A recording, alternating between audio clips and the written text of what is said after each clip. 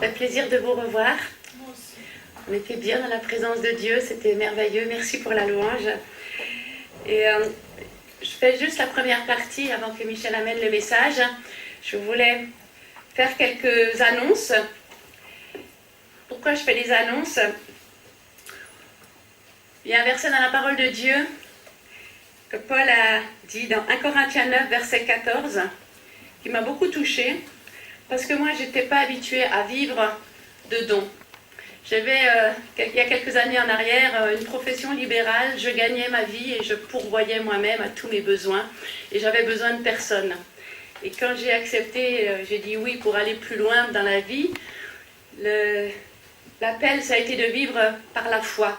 J'ai dit oui, mais je ne me rendais pas compte de ce que ça voulait dire. Et dans 1 Corinthiens 9, verset 14, Paul il dit « J'ordonne à ceux qui annoncent l'évangile de vivre de l'évangile. » Et là, j'ai compris que c'était un ordre de Dieu et que je n'avais pas à avoir honte ou à rougir de devoir faire de la publicité ou des annonces. Nous ne vivons pas d'autre chose que de l'évangile. On prêche la bonne nouvelle et on vit de dons et on vit du fruit de la vente de notre matériel. On n'a pas d'autres ressources. Donc, pas d'autre assurance, pas d'autres moyens. Donc voilà, c'est pour ça que je n'ai pas de honte à présenter et à vous encourager à acheter et à semer. Parce que si vous voulez être béni, ben vous bénissez. Et ça me donne l'occasion de vous annoncer tout de suite la bénédiction qu'il y a à bénir le peuple juif. Genèse 12, verset 3, il dit « Je bénirai ceux qui te béniront ». Psaume 122, verset 6 dit « Demandez la paix de Jérusalem, parce que ceux qui aiment Jérusalem prospèrent ». Alors il y a des ministères qui prêchent la prospérité. Moi je vous prêche, venez en Israël, venez bénir le peuple élu, le peuple que Dieu aime, et vous serez bénis. On organise chaque année un voyage en Israël. Chaque année, on vous amène sur les pas de Jésus et on vit des moments extraordinaires sur cette terre. Et on reçoit des bénédictions au-delà de ce que vous pouvez penser ou imaginer. On y va avec un couple merveilleux, Jacques et Joël Charaboutique. Lui, il est juif messianique, il a découvert ses racines juives il n'y a pas longtemps. Alors, il amène toute la partie extraordinaire des racines juives sur cette terre. Michel, en tant qu'évangéliste, il amène tout le message de l'évangile pour maintenant. Et on amène la partie historique en laissant les pierres parler, parce qu'il y a toute une histoire derrière. Et c'est un voyage très équilibré, plein de joie, pas seulement historique, mais vraiment équilibré au niveau à tous les domaines. Et je vous encourage à vous inscrire. Donc les prospectus sont sur notre table avec les bons pour vous inscrire.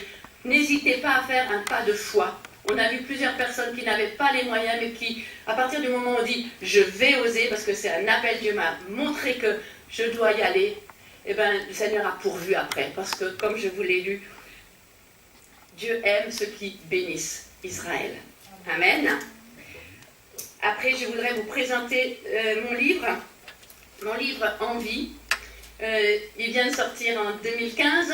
C'est un rêve. J'avais un rêve depuis toute petite d'écrire un livre. Et pour commencer ce rêve, eh ben, depuis que je sais écrire, j'écris. Depuis que je sais écrire, j'écris ce que je vis et je le mets en mots. Tous mes mots MAUX sont transformés en mots MOTS. Et tous mes cris sont écrits. Et ça a rempli des cahiers, et c'est beaucoup avec ma relation avec Dieu. Et un jour, le Seigneur m'a dit, maintenant, c'est le temps. Ésaïe 30, verset 8, maintenant viens, écris-le dans un livre et ce sera un témoignage pour toujours. Et quand j'ai reçu cette parole, parce que j'avance beaucoup sur la parole révélée et pas sur la parole qui impose, mais quand c'est Dieu qui vient me parler, j'obéis. Et donc quand j'ai reçu ce verset, j'ai dit, waouh, maintenant je vais écrire ce livre en reprenant tout ce qui était important dans mes cahiers. Et c'est vraiment quand on obéit, la gloire de Dieu arrive. C'était le moment d'écrire ce livre et ça a fait une percée spirituelle, ça a fait comme une rampe de lancement parce que Dieu voulait plus que je reste cachée dans l'ombre. J'ai beaucoup vécu de choses difficiles, des souffrances, des choses injustes, des abus, mais j'ai tout traversé avec Dieu et sa parole et l'Esprit de Dieu. Et donc c'est un livre original parce qu'il y a beaucoup de poèmes, de prières, d'intimité avec le cœur de Dieu et qui rejoint la réalité de ce que je vis d'un côté. De l'autre côté, il y a ma réalité. Et quand il est écrit que la parole de Dieu est un chemin, une lumière, un chemin de vie, et c'est réel. Pour moi, ça a vraiment été, Jésus et sa parole ont été un chemin, une vérité, et m'a redonné de la vie. J'étais condamnée à mort, mais le Saint-Esprit m'a ramenée à la vie, et maintenant c'est une vie qui est écrite pour faire en vie, pour vous donner de la vie. Et je peux vous assurer que tous les jours, depuis qu'il est écrit, j'ai des témoignages qui arrivent sur Facebook, qui arrivent sur encore hier, j'ai eu des gens qui m'ont dit, j'ai retrouvé à travers ce livre ce goût de rentrer dans la parole de Dieu, dans l'intimité du cœur de Dieu. Les hommes peuvent vous décevoir, mais ce que Dieu vous dit s'accomplit. Si vous y mettez votre foi, si vous y croyez et si vous y marchez de manière disciplinée, obéissante, régulièrement, non pas aux hommes, mais à Dieu. Et vous verrez des choses glorieuses s'accomplir, comme moi j'ai pu le voir et arriver beaucoup plus loin dans ma destinée que ce que je pensais être capable de faire. Tout ce qu'on m'avait dit que je ne pouvais pas faire, ben Dieu l'a rendu faisable. Ça m'a rendu. J'entendais ces messages avant, j'allais toujours fréquenter des églises et ça. Mais là, je peux vous le dire que c'est arrivé dans ma propre vie. Ce n'était pas un miracle par imposition des mains, mais c'est un chemin. C'est une traversée avec la parole de Dieu et le Saint-Esprit. Donc je vous encourage à l'acheter, à vous le procurer ou alors en l'offrir à Noël à des personnes, peu importe leur vie, s'ils ont des épreuves, s'ils ont à traverser des chemins de douleur, ça leur fera du bien à Noël, offrez-le en cadeau. Et là, j'ai fait la publicité, c'est la première fois que ça m'arrive de faire la publicité pour le livre de mon mari. C'est un honneur. Michel, il est connu pour le combat spirituel et pour la délivrance. Si vous avez des blocages dans votre vie, s'il y a des endroits où vous n'arrivez pas encore à avancer, s'il y a des choses, des maladies qui récidivent, s'il y a des choses qui reviennent tout le temps, ou même des chutes, des choses qui arrivent et qui se répètent, et que malgré la prière, malgré le jeûne, malgré tout ce que vous faites, vous ne vous en sortez pas, c'est qu'il y a un combat spirituel à accomplir. Il y a quelque chose dans votre vie qui ne vous regarde peut-être pas vous avez peut-être fait le ménage à votre niveau, mais ça vient d'ailleurs, ça vient d'avant. Et dans ce livre, vous avez les clés pour aller trouver les racines des choses et aller les déterrer. Comme on a dit hier, Dieu a déjà tout accompli. Mais le boulot maintenant, le combat spirituel, c'est à vous d'aller le faire. Chercher, fouiller, gratter, aller jusqu'à que vous soyez délivrés, que vous parveniez pleinement à votre vie, la plénitude de vie divine que Dieu vous a promis. Et ce livre est vraiment très facile à lire, il donne des clés, il vous fait avancer dans un chemin de délivrance en vous montrant que le combat, il est là, l'ennemi est là, et il sait quel droit il a sur votre vie, des choses que vous ne savez peut-être même pas. Donc avec l'aide du Saint-Esprit, vous allez pouvoir être éclairés. Et une des clés, c'était le pardon. On a eu le témoignage d'une personne qui était là hier, qui est juste venue, elle est repartie, mais pour me dire, Corinne, la clé de hier, pour la première fois quand je l'ai fait, j'ai pu dormir cette nuit, l'angoisse est partie, j'ai été débouchonnée et je peux reprendre le travail demain. Elle n'avait pas pardonné. Il y avait encore une chose que le Seigneur avait, que Satan avait encore un droit sur elle et qui a été débloquée avec le pardon qu'elle a libéré hier. Donc il y a des domaines dans votre vie où il y a encore des liens, où il y a encore des choses cachées. Travaillez avec, achetez-vous ce livre, il est facile à lire et même vous entendez l'accent québécois en le lisant. C'est vraiment un miracle. Voilà, soyez bénis. Merci. Merci. Belle présentation, c'est bien. Gloire à Dieu, bonjour. Vous pouvez nous suivre sur Facebook. On publie beaucoup de nos activités sur Facebook et on vient de relooker complètement notre site internet www.plusquevainqueur.com. Donc aussi, vous pouvez visiter le site, être au courant des différentes activités de notre ministère. Amen. Paul, Monique, toute l'équipe, merci beaucoup de nous accueillir. C'est toujours une joie de revenir parmi vous. Merci pour la parole que tu as libérée sur nous tout à l'heure. On sent vraiment que Dieu est en train nous amener dans une nouvelle saison, une nouvelle dimension. Et c'est bon de l'entendre confirmer par la bouche de serviteurs. Soyez bénis tous les deux. Amen. L'Évangile de Luc, chapitre 17. Luc 17. Vous êtes là avec moi? Oui. Verset 5. Les apôtres dirent au Seigneur, augmente-nous la foi. Et le Seigneur dit, si vous aviez de la foi comme un grain de sénévé, vous diriez à ce sycomore, déracine-toi et plante-toi dans la mer, et il vous obéirait. Prions ensemble. Éternel notre Dieu, merci pour le privilège de pouvoir partager ta parole ce matin. Il est écrit dans ta parole que, hors sans la foi, il est impossible d'être agréable à Dieu. Et que la foi vient de ce que nous entendons, et ce que nous entendons vient de la parole de Dieu. Donc, merci Seigneur ce matin, comme les apôtres qui t'ont demandé un jour d'augmenter leur foi, eh bien nous aussi nous te demandons aujourd'hui, Seigneur, augmente-nous la foi. Et ceux d'entre vous qui voulez que Dieu augmente votre foi, dites Amen. Amen. Augmente-nous la foi. Vous savez, un jour, les disciples ont demandé à Jésus, enseigne-nous à prier. Parce qu'ils ont vu que Jésus, merci, était un homme de prière. Et après l'avoir vu accomplir des miracles comme personne avant lui n'avait accompli, un jour, les apôtres demandent à Jésus, augmente-nous la foi. Et là, qu'est-ce que Jésus fait? Il fait venir les anciens, puis là, il leur impose les mains, recevez la foi, recevez la foi, recevez la foi. Non, pas ça du tout qu'il fait. Il les regarde, puis il dit, si vous aviez la foi gros comme un grain de sénévé, vous diriez à ce sycomore, c'est un arbre, déracine-toi et plante-toi dans la mer et il vous obéirait. Wow, j'ai dit, c'est quand même une drôle de réponse à des disciples qui demandent, augmente-nous la foi. Et au lieu d'imposer les mains, au lieu de je ne sais pas faire quoi, il leur répond avec une question sous-entendue. Si vous aviez la foi gros comme un grain de sénévé, vous diriez à un sycomore de se déraciner, de se planter dans la mer et il vous obéirait. Moi, ça m'a titillé. J'ai commencé à me questionner pourquoi Jésus donne l'exemple du grain de sénévé. Alors ce matin, j'ai une surprise pour vous. Je vais faire une distribution avec ma charmante hôtesse. J'aimerais vous distribuer un grain de sénévé à chacun. Pardon? Ah, vous voulez distribuer vous-même? Ah ouais, c'est très bien. Non, ça ne se mange pas. Non, ah oui, ça se plante.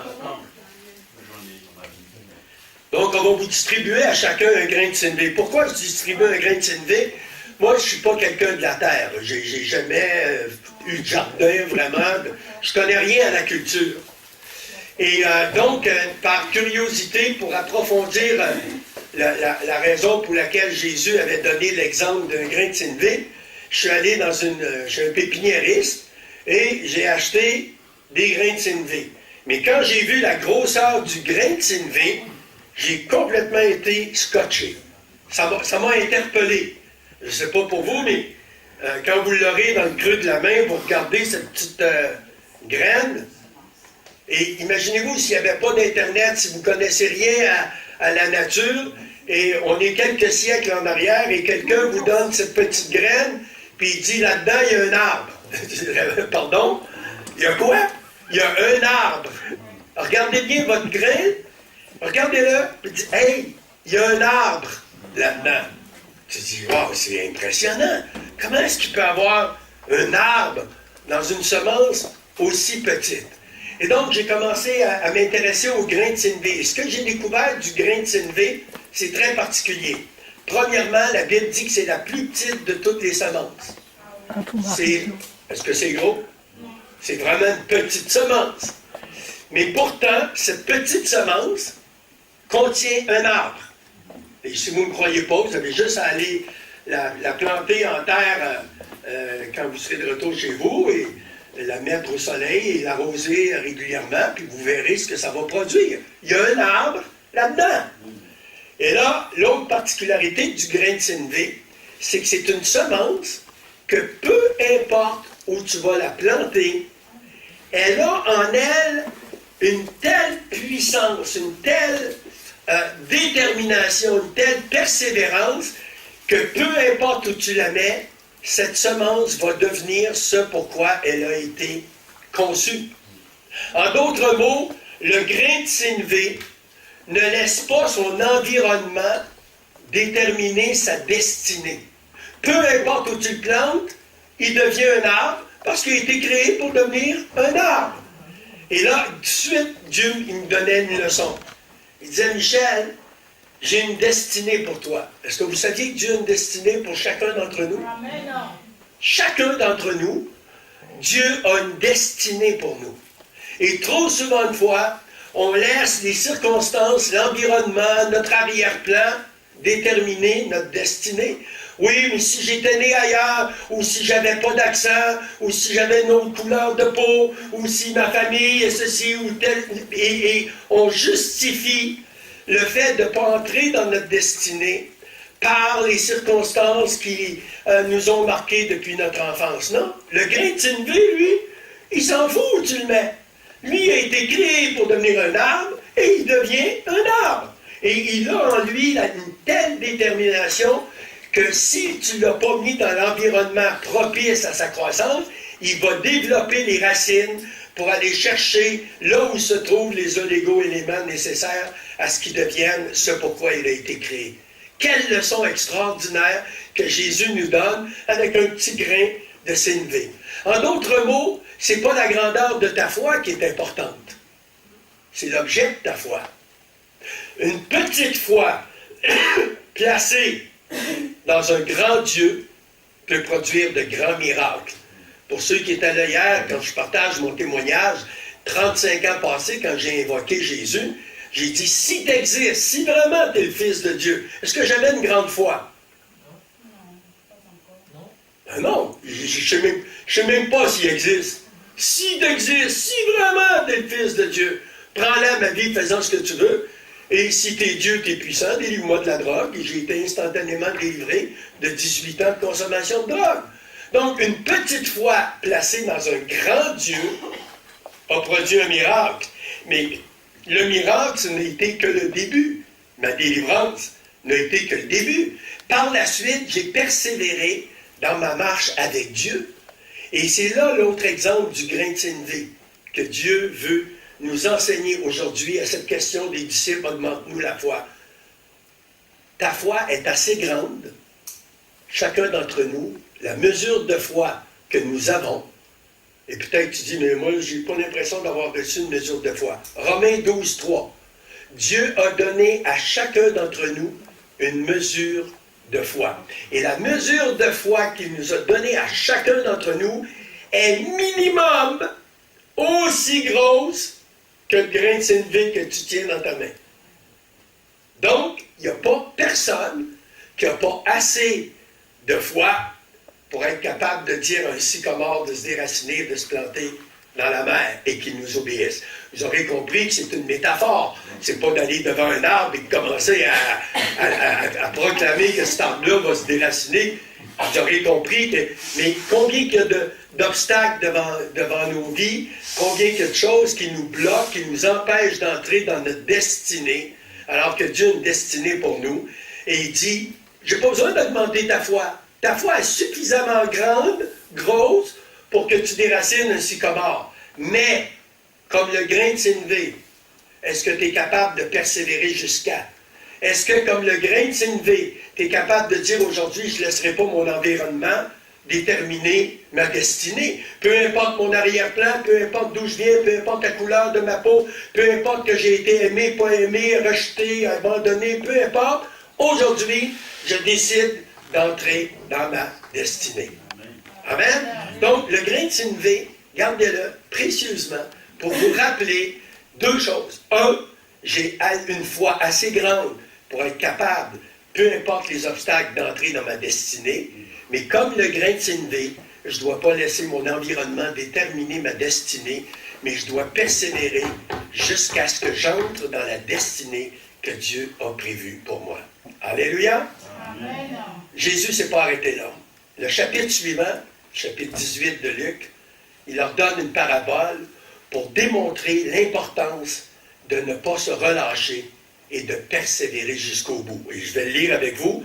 Luc 18. Jésus leur adressa une parabole pour montrer qu'il faut toujours prier et ne point se relâcher. Il dit, il y avait dans une ville un juge qui ne craignait point Dieu et qui n'avait d'égard pour personne. Il y avait aussi dans cette ville une veuve qui venait lui dire, fais-moi justice de ma partie adverse. Pendant longtemps, il refusa. Mais ensuite, il dit en lui-même, quoique je ne craigne point Dieu et que je n'ai d'égard pour personne, néanmoins, parce que cette veuve m'importune, je lui ferai justice, afin qu'elle ne vienne pas sans cesse me rompre la tête. Le Seigneur ajouta, entendez ce que dit le juge inique, et Dieu ne fera-t-il pas justice à ses élus, qui crient à lui jour et nuit, et tardera-t-il à leur égard? Je vous le dis, il leur fera promptement justice. Mais, quand le Fils de l'homme viendra, trouvera-t-il la foi sur la terre? Jésus donne une parabole pour démontrer à ses apôtres l'importance de pouvoir toujours prier, l'importance de toujours prier et de ne point se relâcher. Et il donne l'exemple de cette veuve qui vit dans une ville dont le juge est un juge inique, qui ne craint pas Dieu et qui n'a pas égard aux personnes. Mais elle décide d'aller voir pour qu'il lui fasse justice de sa partie adverse. Je ne sais pas si ça vous arrive, vous, mais moi, très souvent, en lisant la Bible et qu'il y a des personnages qui sont décrits, je m'imagine un peu de quoi pouvait avoir l'air le personnage en question.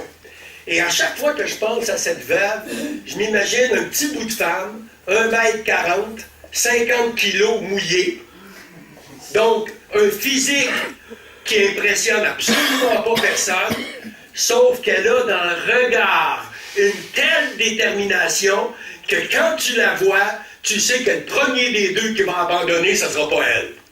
Vous me suivez? Oui. Vous connaissez des personnes comme ça que quand tu les vois, ils ont dans le regard une telle détermination que tu sais que c'est des jusqu'au-boutistes, que c'est des gens qui ne lâcheront pas le morceau. Et moi, je la vois comme ça, cette veuve. Une telle détermination dans le regard. Elle connaissait la réputation du juge. Elle savait que c'était un juge inique qui ne craignait pas Dieu et qui ne faisait pas égard aux personnes. Donc, avant d'aller frapper à sa porte, elle était consciente. Elle s'est dit, c'est sûr que quand je vais aller le voir la première fois, il ne me donnera pas ce que je lui demande. Il ne me fera pas justice de ma partie adverse. Mais je vais frapper jusqu'à. Je vais frapper jusqu'à ce qu'il m'accorde ce que je veux qu'il m'accorde. Je ne sais pas si elle avait lu le Sermon sur la montagne, où c'était écrit « Frappez, on vous ouvrira, cherchez, vous trouverez, demandez, on vous donnera ». Mais elle avait déterminé, avant même d'aller frapper pour la première fois à la porte du juge, que le premier des deux qui lâcherait, ça ne serait pas elle, ça serait lui. Qu'elle irait frapper jusqu'à. Ce qu'elle lui demanderait jusqu'à. Et c'est ça la clé. C'est ça la clé de la foi du grain de sénévé. C'est celui qui va jusqu'à. Et un jour, ce pauvre juge, il n'en peut plus. Il n'en peut plus. À chaque jour, il entend les pas de la petite vieille qui s'en vient frapper à sa porte. « Fais-moi justice de ma partie adverse. » Puis un jour, il dit « J'en ai marre de ce vieille-là. » Il dit « Même si je ne crains pas Dieu, même si je n'ai pas égard aux personnes, je vais lui accorder ce qu'elle me demande pour qu'elle cesse de me rompre la tête. J'en peux plus de la voir venir à mon bureau, venir frapper à ma porte, me demandant de lui faire justice. » Et qu'est-ce qu'il a fait? Il lui a rendu justice. Et Jésus dit, écoutez ce que dit le juge inique. Hey! Il lui a résisté pendant longtemps, mais elle a frappé plus longtemps que lui a résisté. Et là, le juge n'en pouvant plus, il lui accorde ce qu'elle demande. Et Jésus dit, et Dieu, lui, Dieu, ne fera-t-il pas justice à ses élus qui crient à lui nuit et jour? Je vous le dis, il leur fera promptement justice. Et là, j'ai été interpellé par deux mots. Le juge lui refusa pendant longtemps. C'est combien long? Longtemps.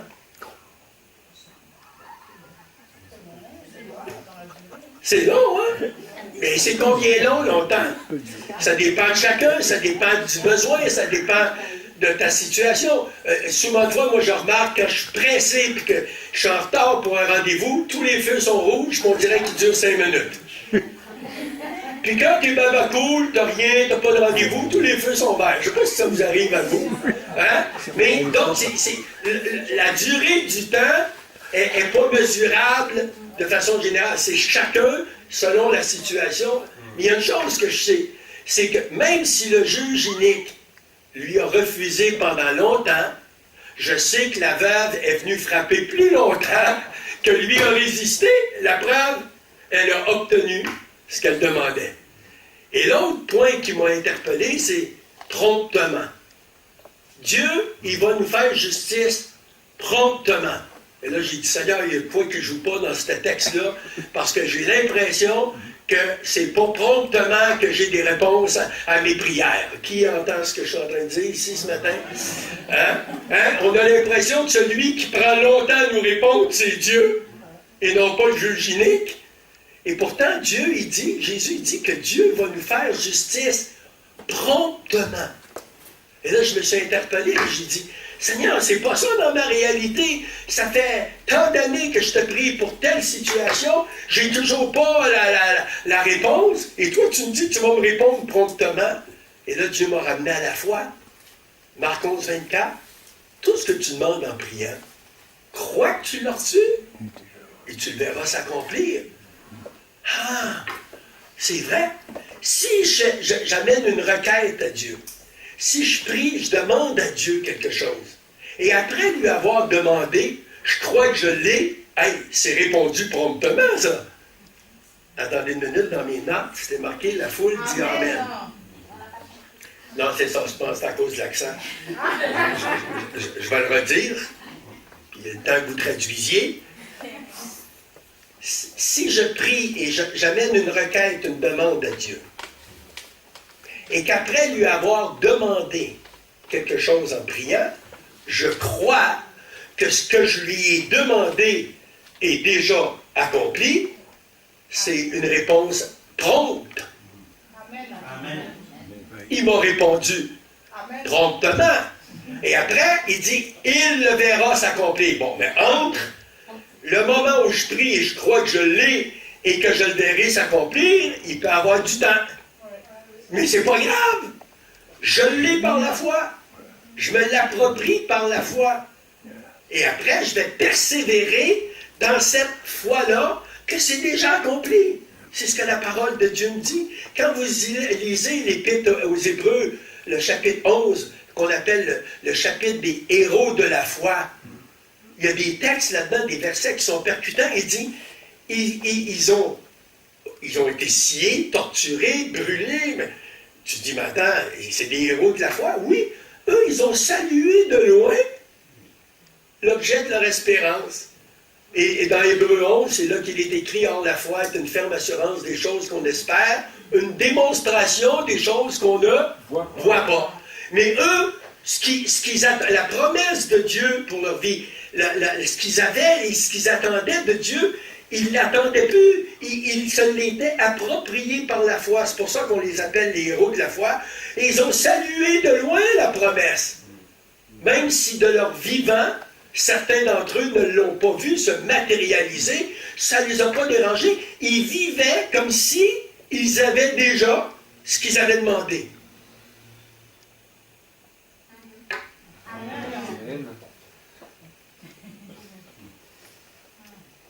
Ils vivaient comme s'ils avaient déjà, s'ils possédaient ce qu'ils avaient demandé à Dieu. Ils n'étaient plus dans l'attente. Et là, j'ai compris que Dieu répond promptement à ces élus qui crient à lui. Mais il finit avec une mise en garde. Quand le Fils de l'homme viendra sur la terre, il trouvera-t-il encore la foi? Oh. Point d'interrogation. De quelle foi s'agit-il?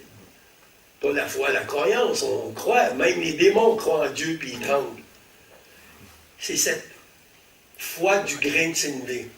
Cette foi qui est persévérante.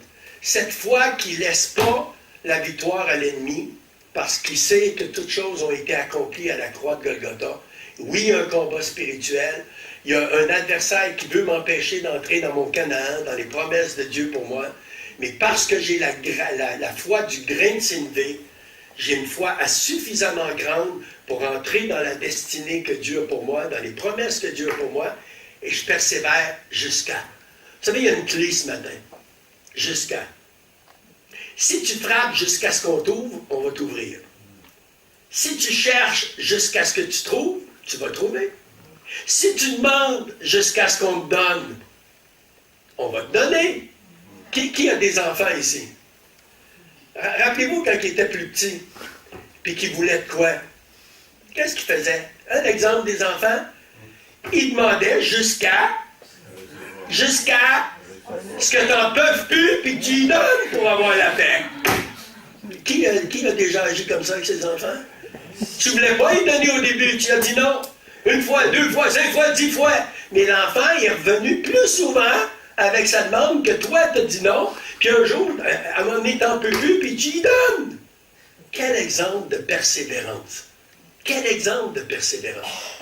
Un jour, je me trouvais dans une situation, ça faisait des années que je luttais pour quelque chose, et c'était un mur devant moi. Il n'y a rien, j'avais l'impression que malgré toutes mes prières, mon combat spirituel, la situation restait la même qu'elle empirait. Et à un moment donné, le diable, et c'est ça, il ne faut jamais écouter le diable. Pourquoi il ne faut jamais écouter le diable? Il est menteur. Parce qu'il est menteur, il perd du mensonge. Donc, n'écoute pas un menteur, écoute Jésus qui dit « Je suis la vérité ». Lui c'est la vérité, tu vois. Mais quand tu te bats, tu combats depuis des années pour tel et tel sujet, tel et tel domaine important de ta vie, et qu'il n'y a pas de résultat, c'est normal d'être las du combat. C'est normal d'en arriver un jour à désespérer un peu par rapport à la réponse, à l'accomplissement de la promesse. Et je me suis trouvé dans cette situation-là, où malgré des années de lutte, de combat, d'intercession, de prière, rien n'avait changé en apparence. Et un jour, le diable m'a dit, Michel, arrête de te battre pour ça. Tu vois bien que c'est pas pour toi, cette promesse-là. Arrête, sois intelligent. Quand ça fait 10 ans que tu frappes à mes places, il n'y a rien qui se passe, purée, va frapper ailleurs. Tu te rends compte que si tu es moindrement intelligent, que tu n'as pas frappé à la bonne place, tu n'as pas combattu pour la bonne chose, etc. Donc, abandonne. Et j'ai écouté le diable et j'ai analysé et raisonné à ce qu'il me disait, puis j'ai dit, il a raison. Sans dire que c'est le diable, c'est une pensée. Hein? Après, j'ai attribué que c'était le diable qui m'avait insufflé cette pensée. Mais c'était logique et c'est vrai, puis j'étais dans un moment de fatigue, de découragement, de battre pour quelque chose dont tu vois absolument pas le résultat. Donc, j'ai décidé, il a raison, j'abandonne. J'abandonne complètement ce combat-là et je passe à autre chose. Et dans la nuit qui a suivi, et c'est rare que que je me souvienne de mes rêves. Apparemment, on rêve tous, mais moi, c'est très rare que je vais me rappeler de mes rêves au réveil. Mais le lendemain matin, à mon réveil, c'était vivide comme s'il était projeté devant un grand écran géant devant moi, le rêve de la nuit. Et le rêve était le suivant. Je suis arrivé dans un entrepôt, et dans cet entrepôt se trouvaient toutes les bénédictions pour lesquelles je me battais depuis des années, et pour lesquelles j'avais décidé de baisser les bras et d'arrêter de me battre. Et là, quand j'ai vu toutes les bénédictions qui étaient là, je suis parti en courant pour prendre les bénédictions, mais je me suis frappé le nez contre une sécurite. Une vitre sécurisée. On appelle ça une sécurite. Pas chez vous? Non, vous n'appelez pas ça une sécurite? Vous appelez ça comment?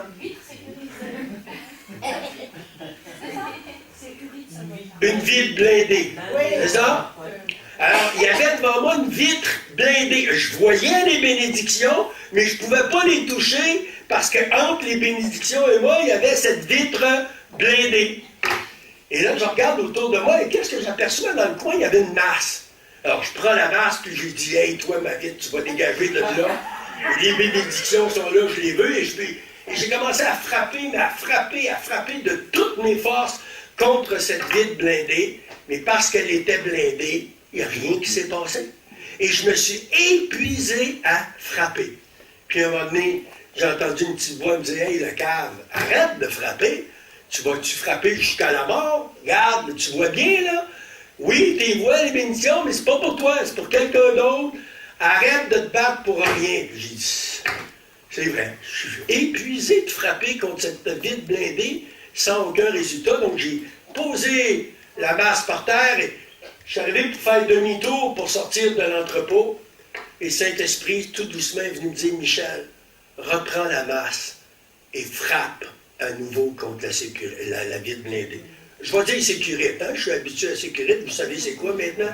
Une sécurité, c'est une vide blindée. Amen. Il dit, reprends la masse et frappe contre la sécurité. Je dis, non, écoute, viens pas me chercher un matin, là, je suis fatigué. Ça fait des années que je frappe contre cette foutue vide blindée, cette sécurité. Et il n'y a rien qui se passe. J'en ai marre, je décroche, je baisse les bras, j'abandonne, j'accepte que c'est pas pour moi et je m'en vais d'ici. Et Saint-Esprit dit, va lire Luc 5. Va lire Luc 5. Et là, il me rappelle Pierre qui avait pêché toute la nuit, qui était fatigué, épuisé. Et qui arrive? Jésus. Et Jésus dit, Pierre, monte dans la barque. Pierre, viens au large. Pierre, jette ton filet à droite. Et là, vous connaissez l'apôtre Pierre, c'est l'apôtre de feu, celui qui est vraiment sanguin. Hein? Lui, il réagit, il part au compte de tout, Pierre. J'imagine Pierre dire à Jésus, écoute Jésus, là, cherche-moi pas aujourd'hui, là. Travaillé toute la nuit, je suis fatigué, puis le lac, là, je le connais, mon grand-père était pêcheur, mon père était pêcheur, depuis que je suis gamin que je pêche ce lac-là, et on n'a pas poigné de poissons, il n'y en a pas, et en plus de ça, c'est plus l'heure d'attraper des poissons. Fait que, s'il te plaît, OK, c'est beau pour les enseignements du royaume de Dieu, là-dessus, tout est beau, mais aujourd'hui, par rapport à la pêche, laisse-moi tranquille, demande-moi pas de pêcher à nouveau alors que j'ai pêché toute la nuit et que je n'ai rien attrapé. Mais Jésus lui dit, jette ton filet. Et là, Pierre dira, sur ta parole. Et là, il y a une clé. Et Corinne en parlait, et puis on en a reparlé hier aussi. La révélation de tes paroles est claire, elle donne de l'intelligence. Quand tu reçois une parole révélée de la part de Dieu, va au-delà de ton raisonnement, de toute ton analyse, de toute ta réalité, saisis par la foi la parole que Dieu te révèle et agis sur cette parole et tu vas voir les miracles. Et qu'est-ce qui est arrivé par la suite quand Pierre a jeté ses filets? On appelle ça la pêche miraculeuse. Pour Jésus, il n'y avait rien de miraculeux. Pour Pierre, et là, il y avait une leçon. Même si tu as pêché toute la nuit, même si tu as tout essayé, ce qu'il y avait à essayer, puis tu n'as pas eu de résultat, si Jésus te donne une parole, fais-le, et tu verras le miracle. Et là, renforcé par ce texte, j'ai compris que le Saint-Esprit me disait, frappe une fois de plus contre cette sécurité. J'ai dit, OK, je vais refrapper un coup. Mais tant qu'à frapper, j'ai dit, je vais en frapper un bon. Et là, un peu comme Popeye, hein, j'ai fait tournoyer la masse et j'avais, et bang! Et là, hop, un petit éclat de verre. Vous savez, comme quand tu reçois un caillou dans le pare-brise, un petit éclat de verre. Et là, wow, le petit éclat de verre m'a donné, renouvelé mes forces, m'a dit, hey, ça marche, les coups de masse. Et là, j'ai redonné un deuxième et au troisième coup, paf, toute la sécurité a éclaté, puis là, je me suis réveillé. C'était un rêve, hein? On était dans un rêve. Là. Vous m'avez suivi jusque-là. Hein? Et là, j'ai compris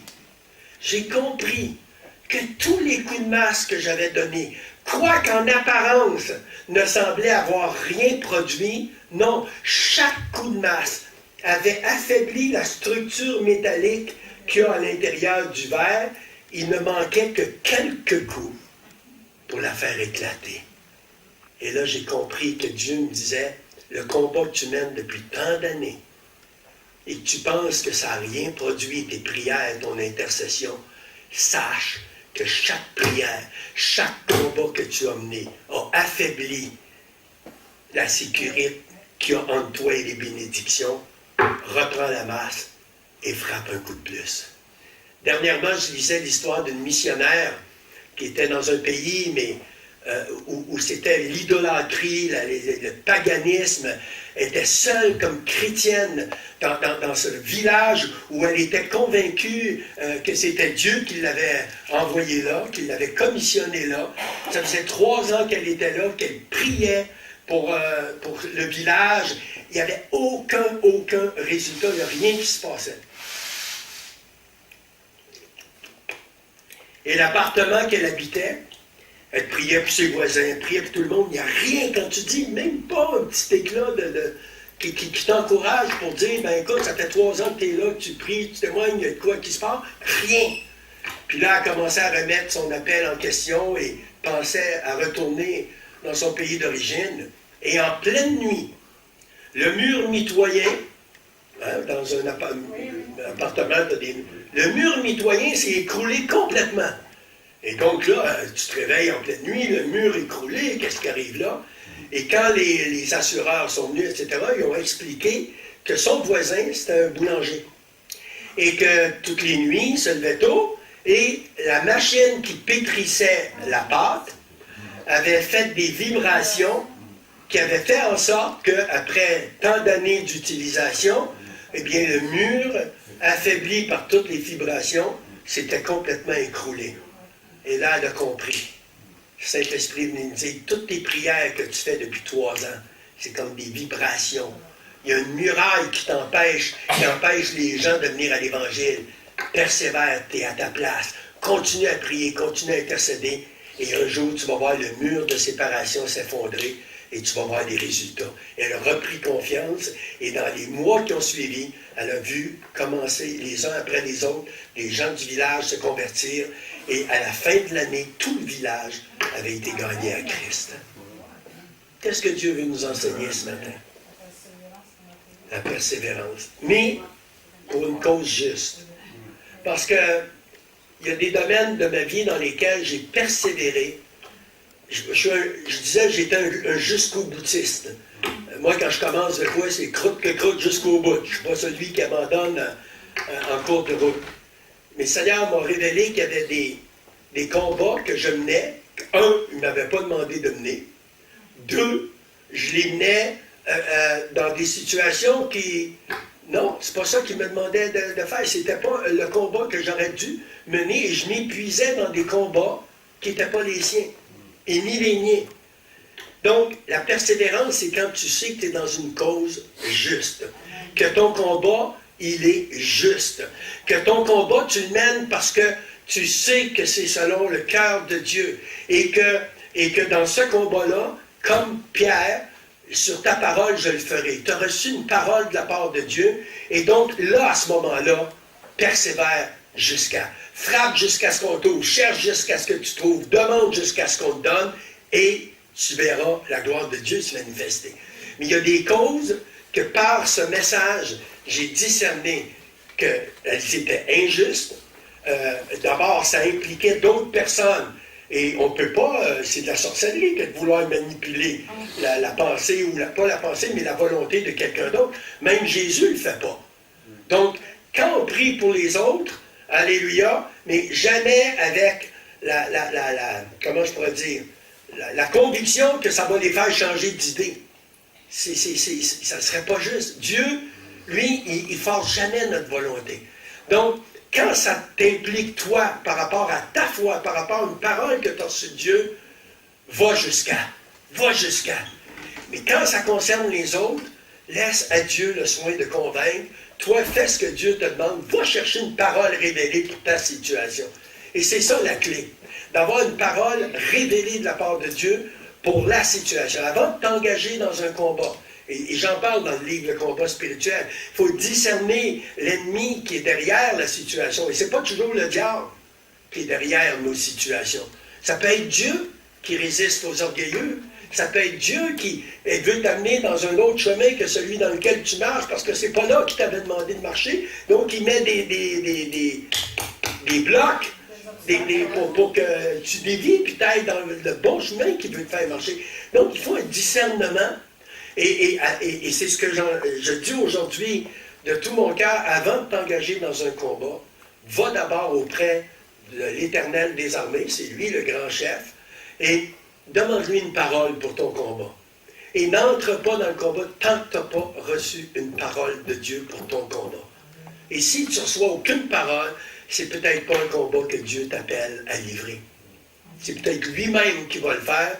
Hein, comme des fois, il donne une parole, vous n'aurez pas à combattre dans cette affaire, comme dans Josaphat, dans 2 Chroniques 20. Vous n'aurez pas à combattre. Vous commencez à me louer, vous verrez ma gloire se manifester. Et il y a des situations comme cela où Dieu il dit, non, non, c'est moi qui vais combattre. Toi, loue-moi. Loue ton Dieu. Entre dans la joie de ton Seigneur. Remercie-moi d'avance. Commence à te bénir pour peu importe les situations. Et tu verras ma gloire se manifester. Et il y a d'autres situations où Dieu va dire, revêt-toi de toute l'armure de Dieu. Va au combat. Mais voici la parole que je te donne pour ce combat-là. Et quand tu reçois une parole de Dieu, là, tu peux frapper jusqu'à ce qu'on t'ouvre. Tu peux demander jusqu'à ce qu'on te donne. Tu peux chercher jusqu'à ce que tu trouves. Parce que tu sais que c'est Dieu qui t'a dit de t'engager dans ce combat.